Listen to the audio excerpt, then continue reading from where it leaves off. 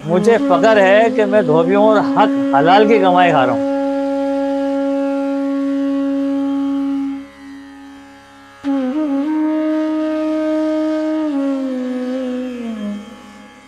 अस्सलाम वालेकुम, मेरा नाम अब्दुल रशीद है। ये काम तो जब से हम हिजरत करके आए हैं इधर इंडिया से, जब से चलता हुआ है।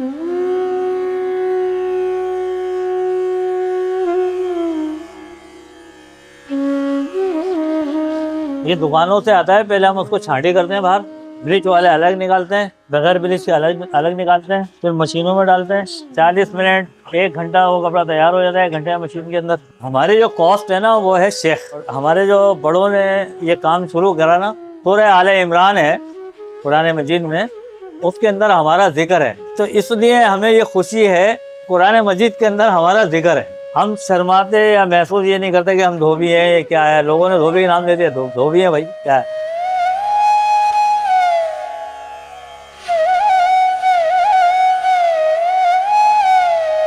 पहले ये था एक बंदा कमाता था और 10 आदमी खाते थे, अब 10 के 10 ही कमाते हैं। गरीब पहले भी मर रहा था और आज भी गरीब का वही हाल है।